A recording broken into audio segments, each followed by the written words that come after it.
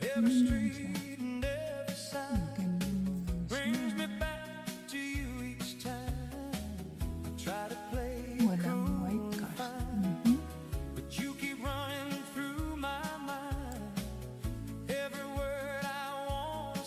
No white cash. Tinted sunscreen na to. Ganda pa ang ipit sa skin mo.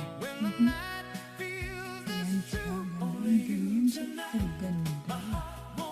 Sa balat. Yung melasma ko yan. Sa gitna talaga siya. No? Nasa gitna siya. Para makita sa buong mundo.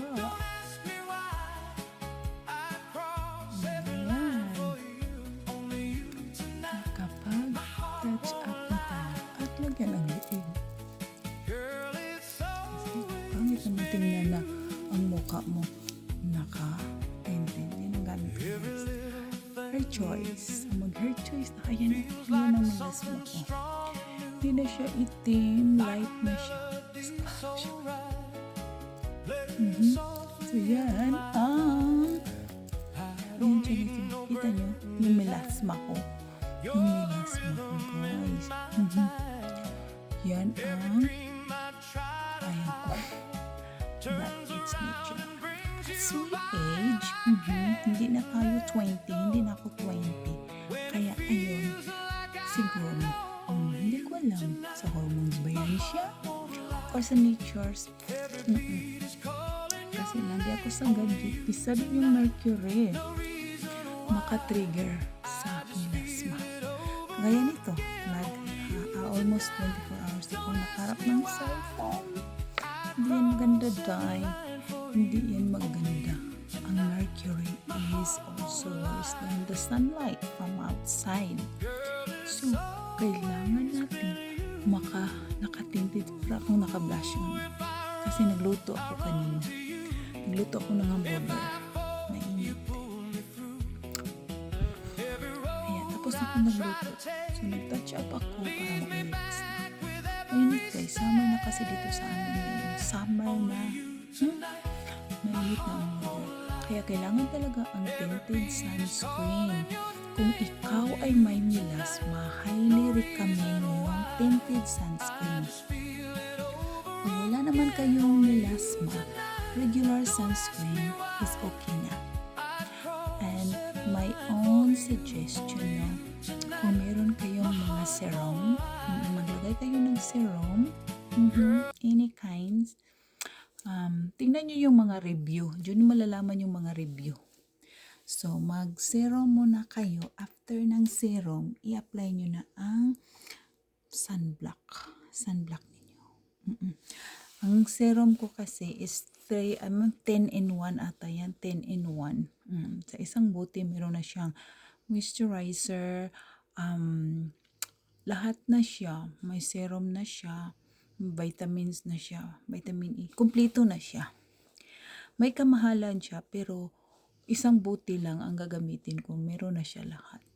Hindi ako nag-makeup except yung lipstick ko. Yung lipstick ko, nag-lipstick talaga ako everyday.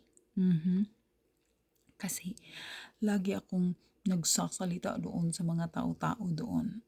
Speaker ako. Speaker ako, tabian ako. Uy, maganda yung tabian, no? Maganda yung tabian kasi maraming tao doon. So, yun lang. Kailangan mo number one yung tinted sunscreen pag may mga imperfection ka sa mukha, kaya ng melasma. Yan talaga ang highly recommend pag may melasma ka ay yung tinted sunscreen. Pag wala ka namang imperfection, wala kang melasma, so okay na yung sunblock. Sunblock okay na siya. Regular sunblock in any kinds.